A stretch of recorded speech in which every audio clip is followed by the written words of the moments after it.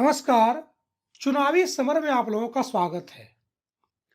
मोदी के द्वारा कृषि कानूनों की वापसी का ऐलान किए जाने के बाद कृषि कानून का मसला सियासी विमर्श के केंद्र में आ गया है। किसान आंदोलन का नेतृत्व कर रहे राकेश टिकैत ने साफ कर दिया है कि पीएम के ऐलान पर उन्हें भरोसा नहीं है।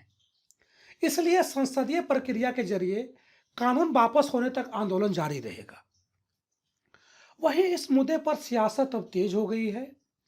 इसी कड़ी में कांग्रेस महासचिव प्रियंका गांधी ने भी सरकार, प्रधानमंत्री और भारतीय जनता पार्टी पर हमला बोला है। आपको बता दें कि प्रियंका गांधी ने राकेश टिकैत के रुख का समर्थन किया और कहा कि इस सरकार का रुख हर रोज बदलता है। उन्होंने कहा कि आपके बदलते रुख और नियत पर विश्वास करना मुश्किल है। प्रियंका गांधी ने पीएम मोदी पर हमला बोलते हुए कहा कि 600 से अधिक किसानों की शहादत, 350 दिन से ज्यादा का संघर्ष, वहीं आपके मंत्री के बेटे ने किसानों को कुचल कर मार डाला, लेकिन आपको कोई परवाह नहीं थी और आपने उसे संरक्षण दिया। उन्होंने कहा कि प्रधानमंत्री को चाहिए कि वे इस आंदोलन के दौरान शहीद हुए किसानों को श्रद्धांजलि दे। उन्होंने आगे कहा कि आपकी पार्टी के नेताओं ने किसानों का अपमान करते हुए उन्हें आतंकी, देशद्रोही, गुंडे, उपद्रवी के साथ ही जाने क्या क्या कहा। उन्होंने मोदी से कहा कि आपने खुद किसानों को आंदोलनजीवी बोला, उन पर लाठियां बरसाई, उन्हें गिरफ्तार किया। प्रियंका गांधी ने कहा कि अब चुनाव में हार दिखने लगी तो आपको अचानक इस देश की सच्चाई समझ में आने लगी कि यह देश किसानों ने बनाया है।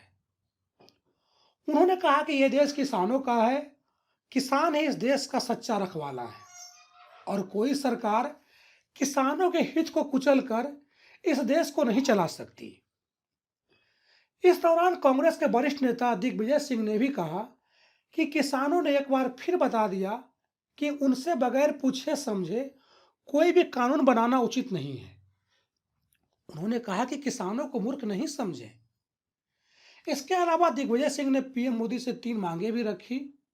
उन्होंने कहा कि पीएम मोदी इस कानून को निरस्त करने के लिए कानून लाए और कानून ताकि उस पर संसद में सील लग सके। उन्होंने कहा कि एमएसपी के मामले में कानून को स्वरूप देने के लिए भी सभी किसानों के दलों से चर्चा करें। आगामी सत्र में किसानों के पक्ष में एमएसपी के लिए कानून लाया जाए। इसके अलावा जो कृषि कानून की लड़ाई में शहीद हुए हैं, उनकी शहादत को याद किया जाए और उन्हें राहत राशि दी जाए। इस तरह कृषि कानूनों की वापसी पर कांग्रेस ने मोदी सरकार के खिलाफ सख्त टिप्पणी की है। धन्यवाद।